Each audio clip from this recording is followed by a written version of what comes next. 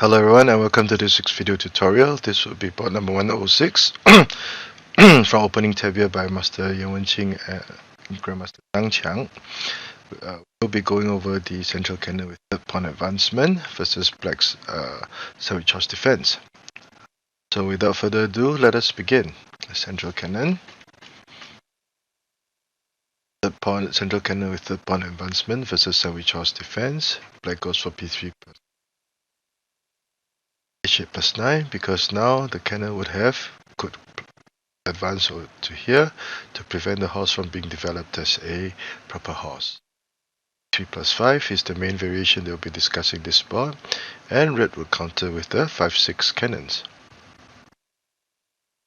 Black plays R9 plus 1 to develop the left chariot as a ranked chariot, and he will move the chariot over here later on to counteract red's pale corner cannon and slow red's attack. This is against the 5-6 cannons and also the 5-7 cannons. To 8, red develops his left flank. He's not in a hurry to advance the chariot. R1 plus 2, and this would be the position of discussion for this board. There are three main variations that were discussed. The first would be R8 plus 4, the second would be R8 plus 6, and the third would be P5 plus 1. So variation A, R8 plus 4, red pushes the chariot to the riverbank. If he does not, black could have the option of playing C2 plus 4 and thus create a blockade over this area of the board. After R8 plus 9, R8 plus 4, red will also control the riverbank. Now, at this point in time, red will now have control the riverbank. The pace of the board game is a little bit slow. To 4 because this will be the only point available for the chariot to move. A4 plus 5 to protect the cannon. 5, black consolidates his defenses, and P9 plus 1, a very meticulous move. With P9 plus 1, the horse will now be protecting the chariot, and red would have dealt with the situation of the development of this horse. This is a very steadfast approach.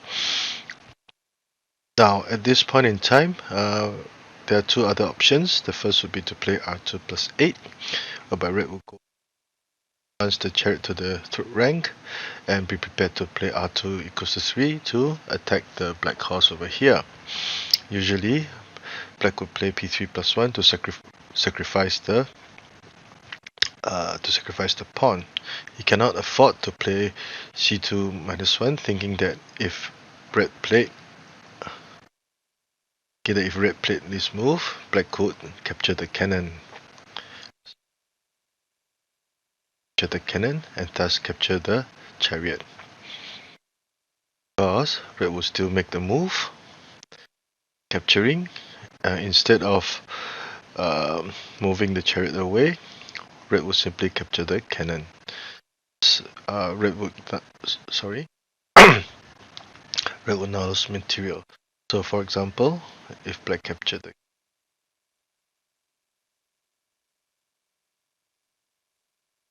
chariot, he'll lose this chariot. So see, this is not feasible. So black would not want to capture it. Now if you move the chariot away, and after delivering a check, the horse will still be captured. So red would gain material, and this would be a significant advantage for red. P plus 1, P7 plus 1, R4 plus 4, black pins the cross riverbank rank. 6 plus 2, and black is prepared to sacrifice the horse for attack. Now with the cannon at this point in time, it is a very powerful piece. Black could play C6 equals to 2 to attack the chariot, and this chariot will be all sorts of trouble. 8 is not a very good idea. Now what about H3 plus 4 to charge the horse across the river. A possible line, black would play c6+2. This is a commonly used tactic, whereby the cannon is used to block the horse to prevent it from capturing the pawn, and also to protect the riverbank, so that black can play h3+2 to dislodge this chariot. h3, red attacks, c2+1, offering a trade of chariots, and red moves the chariot away. Protects, attacks, and black could now retreat his chariot to the pawn rank to defend, and as can be seen, there are many good lines for development of black's pieces, and black can be very satisfied with it. c2 equals to 1.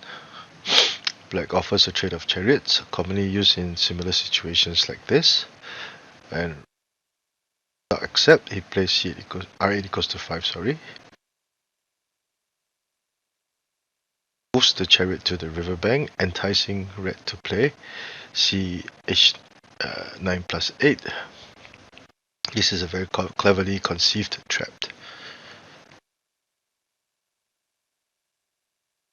He goes for R2+6.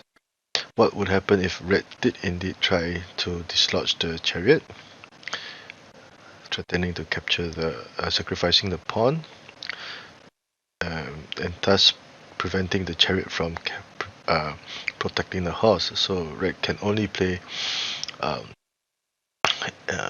r5 equals to 7, chariots up,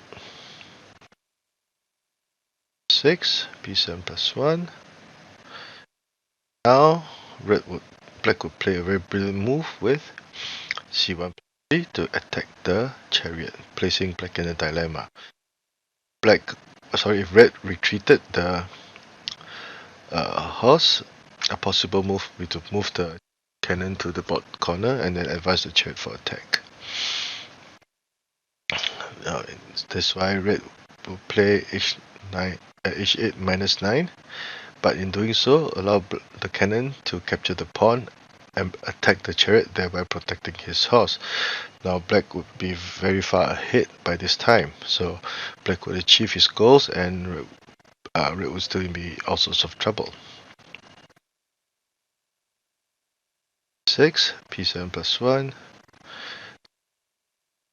retreat, advance, attack, and as can be seen, only red has pushed the piece across the river. Both colors have their defenses up, and slow position, but red will have a slight lead, so this would be variation A. In variation B, instead of pushing the chariot to the riverbank, red would advance to the pawn rank.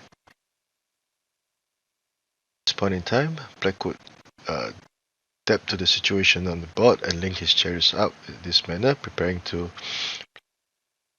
c2 equals to 1.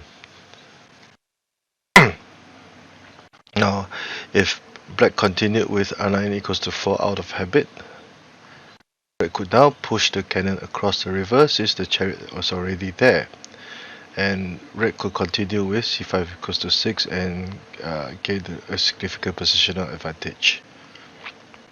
So r9 equals to move, 6 equals to 4, c2 equals to 1 to offer the trade of material, and red accepts. Now this is a very safe move. If he played r8 equals to 7, black could now advance the chariot across the river, threatening to capture the pawn, and black could start to counter attack.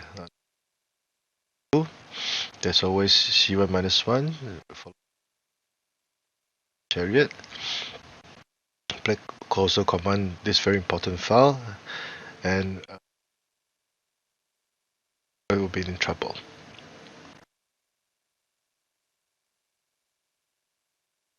E7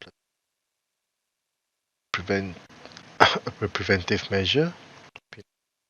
We will have a slight advantage at this point in time. This will be variation B. Variation C, p5 plus 1, red charges the pawn across the river, which is a relatively new variation that the authors discussed. r9 equals to 4, threatening the cannon. a5, a4 plus 5, consolidate the defense on the central file in view of the attack along the central file. Other than this, black could consider playing r4 plus 5, r4 plus 4, r4 plus 5 over here, r4 plus 4, c2 plus 1, etc. as possible counters, but it should lead to very complicated situations. Now, a possible variation, r4 plus 5 variation, 2 plus 8, threatening the horse, p7 plus 1, so to push the pawn, sacrificing it so that move, p5 plus 7 plus 1, the horse, so equals to 8, p5 plus 1, h, because the horse will capture, black will counter, etc. So this the situations, the possible scenarios are very complicated. 5, r2 plus 8, c2 plus 3 for attack. Again, this would be a similar tactic to variation A, whereby black would now be prepared to capture the pawn and protect the horse. This is a commonly used tactical combination. Plus 1 to dislodge the chariot, dislodge the cannon, capture, check, trade of chariots, 3 plus 1 to dislodge the cannon, forcing black to decide where he would move the cannon, otherwise the elephant would capture the cannon.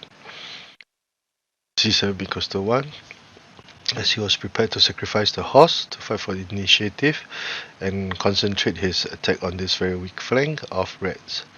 If he played c7 plus 1, treat the chariot to attack the r4 plus 5, red could play c5 plus 1, whereby the horse would now be protecting the cannon and the chariot would be dislodged. Black would have a hard time dealing with the situation. R2 plus 3, and red would have the firm advantage firmly in hand because black would not have dealt with the issue of the horse being under attack. So c7 plus 1 is not a good idea. Chariot again. c7 equals to 1, you might as well sacrifice the horse. So r2 equals to 3.